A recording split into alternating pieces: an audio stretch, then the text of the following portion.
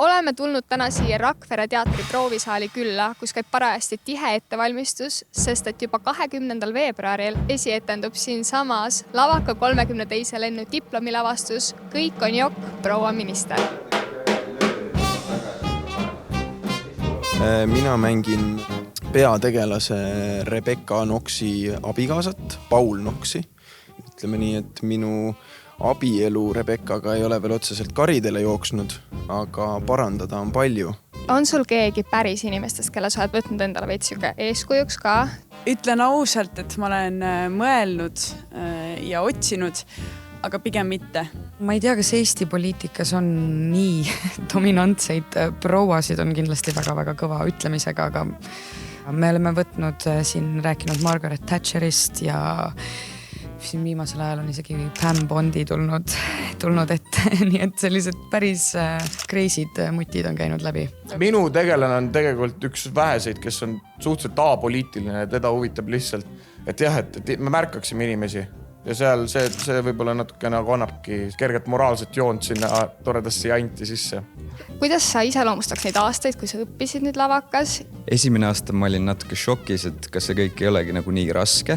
Teine aasta oli väga raske ja 3. aasta oli see, kus see tõeline lust hakkas ikkagi pihta.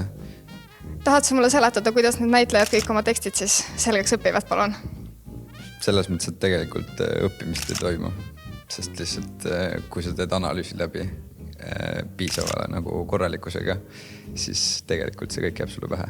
Kuidas sa kavatsed teha nii, et alasti näitleja laval oleks uuesti šokeeriv? Seda ma ei saa siin avalikult öelda, sellepärast, et see tehtaks kohe ära, sest see on lihtsalt nii briljantne idee. Okay. Kas Lavakasse sisse astumiseks peab olema six-pack? Ma soovitaks ikkagi, sest minu meelest nagu katsetel ma ikkagi viimases voorus võtsin ka särgi sellest ära.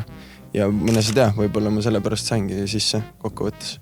Lavastaja on palunud mul ka särgi sellest ära võtta, muidugi. Mitte sellepärast, et nii oleks... Meil on vaja tööd teha, eks ole, et siin ei ole sõnavõttudeks enam Algselt see mõte tekkis jah sellest, et ega komöödia ei ole midagi sellist, mida saab lihtsalt varrukast raputada, et see nõuab ikkagi selliseid erioskusi. Et kui noored näitlejad tulevad, siis algselt nad ei tea, kuidas seda teha, et miks siis mitte juba koolis natukene seda harjutada. Ja see tükk hakkab väga palju sõitma igale poole, ta läheb Elvasse ja Kohtla-Järvele ja paljudesse kohtadesse, nii et inimesed, kes on nendes kohtades, et nemad ei jää ka sellest ilma. Mis siis sinust saab, kui kõik läheb hästi ja sa ikkagi lõpetad ära lavakunstikooli? Mul on teatrikoht, ma ei tea, kas ma saan sellest rääkida ja see on võib-olla selline avalik saladus. Arva, et sellel on veits poliitikat ka taga, et... Ma ei tea. Jaa, mul on küll. Ma lähen ühte teatrisse tööle. Keegi ei taha mulle öelda, mis teatrisse? Kellelgi pole veel mingid allkirju antud kuhugi lepingutele. Loodame, et midagi ikka saab. Me teeme poliitilist lavastust, ma vastan ka nii. On sul mõni tore mälestus ka rääkida sellest oma koolidest? Mingid lapselikkus on tulnud siin välja küll päris paljudes selle nagu just mingisuguse kõik üheskoos olemisega. Neid lapsikuid hetki, ma arvan, et igal juhul, kui läbi on, siis jääme kõik me mitmekümneteks aastateks mäletama. Et see on, sellised asjad on toredad. Nüüd te lähete kõik laiali, oled sa kurb? Mingi osa minust on kindlasti kurb. Mingi osa minust on juba ammu ära tüdinenud nendest inimestest ja mingi osa minust on väga elevil selle uue elu osas, et mis saama hakkab. Natukene ma jään ikkagi igatsema seda nagu suurt perekonda, kes on ära tüütanud mind. Eks natukene ikka.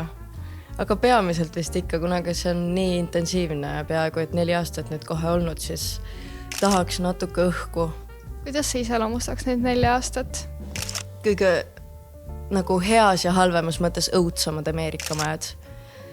Kõik võib muutuda nagu sekundiga, et ma olen kuskil täiega haais ja mul on tunne, et ma täiega tüürin õiges suunas ja siis järgmine hetk ma mõtlen, et aitab küll, võtan paberid äkki välja hoopis, et sellised hetked, kus ma hakkan endas kahtlema ja kuidagi kohe ei ole kedagi kõrval, kes ütleks, et kuule Liisu, et hinga korraks, et ja lähme edasi siit, et need on ma arvan, et ainult nii peabki olema, et me läheme eriteid mööda. Kui nüüd 5 aastas veel tuleks lavakat, siis ma arvan, et ma ei tea, ma arvan, et on väga tore, et lavakunstikool on 4 aastat. Tegelikult on olnud väga tore seiklus koos, lihtsalt igavesti ei saa ju lapseks jääda. Tulevad uuemad ja paremad. Aga nüüd on kohe uued sisseostumiskatsed lavakasse. Mida sa soovitad neile, kes tahavad väga olla tulevased lavakatudengid? Ole sina ise, see on kõige suurem tugevus, mis sul on. Sa kas oled häbelik, see on põnev vaadata, sa oled kas nagu mingi lollakas, ka põnev vaadata, no minu puhul töötas selles mõttes, et sa tuled niikuinii koha peale, sa oled äksi täis, sa teed juba võib-olla oma elusoorituse seal ära, mis üldse nagu kunagi varem pole suutnud nii head sooritust teha või nii halba sooritust. Igal juhul need katsed tõmbavad sust välja nagu kõik, see on kõige halvema ja see kõige parima ja võib-olla kõige turvalisem sellise asja juures sellisel hetkel on see, et milleski kinni hakata ja ma arvan, et sinust endast. Et ma lihtsalt tulin kohale, tegin katsed ära. No see oli ka klassikaline lugu, et klassikaaslased tulid katsetele, ma nagu tulin kaasa ja siis... Sa olid ainult kes sisse see? Kahjuks küll, aga nad on väga lahedad inimesed ja me oleme kõik nendega jätkuvalt sõbrad, nii et tülli keegi ei pööranud. Sa lihtsalt pead tulema iseendana kohale või vähemalt nii iseendana, kui sa vähegi oskad ja suudad, et... Tuleb lihtsalt hoida südarinnus tugev ja olla vapper ja siis läheb kõik hästi. Kes tahab ikkagi näha, milline näeb välja üks 21. sajandi ilus selline klassikalise iluga näitleja poiss, siis tulge vaatama, et ma võtan ka särgi seljast ära selles lavastuses. Ma olen vahepeal pidžaama veel, vahepeal ülikonnas on ju juuksed kammisin ilusti taha.